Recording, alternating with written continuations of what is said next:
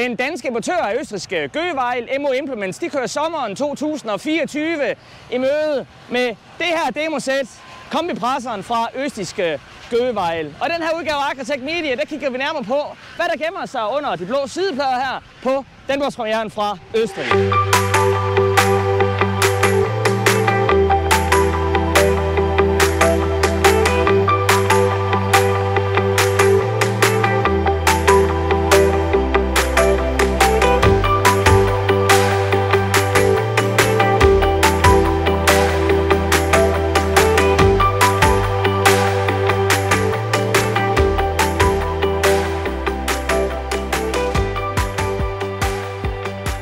Vi har valgt at tage Gøweil-presseren hjem.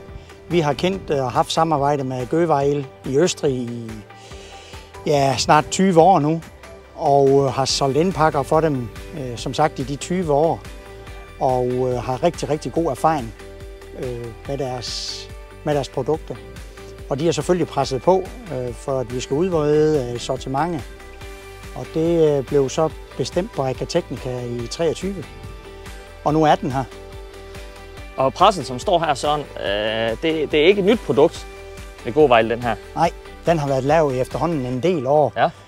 Og vi må sige, at det er jo en helt unik presser. Hvad er det, der gør, den skiller sig ud? Jamen, presseren har rigtig mange features.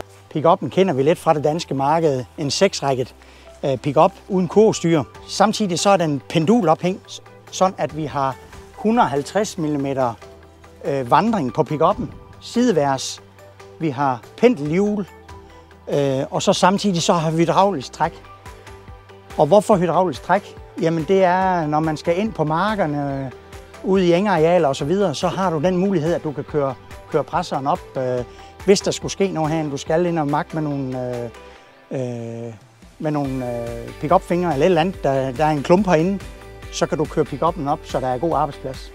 Og det her med at køre op, det er også noget med, at selve presseren kan også, eller i hvert fald boogie-systemet her kan køre op. Ja, der er også lidt et unikt system omkring boogien.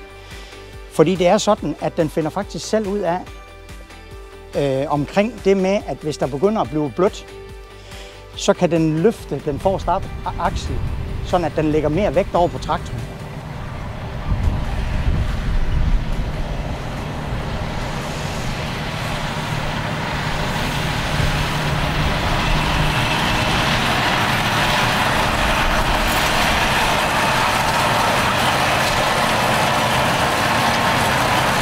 Her har vi selvfølgelig lager til vores plastik eller vores folie.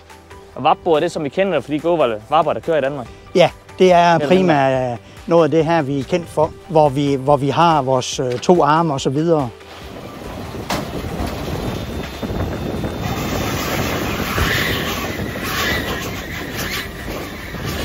Det er jo sådan, at græsset kommer ind fra pick-up'en, og så kommer det lidt den modsatte vej rundt.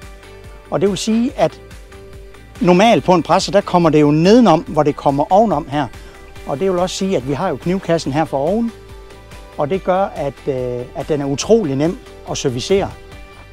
Også hvis du skulle have kniv ude af maskinen, for du vil ikke have den lange snitlængde, eller du vil have en længere snitlængde, så er det jo sådan, at så er det sæt kniven igen. Der kender vi fra andre typer, at der kan godt sætte sig skidt i knivkassen. Og det gør der ikke her? Det gør der ikke her, nej, forneden. Men her, du kan komme til opfra og ned. Ja. Og det er også en af de ting, der er unik. Så kniven sidder på oversiden af float, det er det der? Ja, det er den. Ja. Så har vi noget omkring vores bindesystem. Altså den binder jo både med net og folie. Ja. Altså den kan både binde med net og folie. Ja. Og så kan man faktisk tilkøbe, at man kan skifte inden fra førerhuset, altså inden fra terminalen, kan man skifte, sådan om man vil køre med folie eller netbinde. Så det er også lidt nemt. Det skal så siges, at det har vi valgt ikke at tage med hjem på den her demopresser. Det er sådan, at PTO'en, den har en clampclutch, som trækker til begge sider. En trækker snitteren, og en anden trækker værket. Og det vil sige, at hvis der skulle ske, at der sætter sig noget, så kører værket simpelthen videre.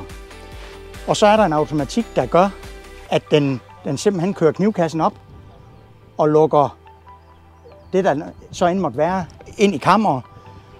Og så kan man, hvis ellers traktoren er stor nok, tage gassen af, og så give den lige så stille. Så kan den gå i indgreb igen. Dem kender vi fra vores fræser, og det er super, super godt. Og det hele det styrer så fra Isabus-skærmen her for enden af højre armlæn? Ja, vi har så kørt kameraet med ind i John Deere-skærmen, men ellers er der en ekstern skærm med fra Gøvejl til kameraerne.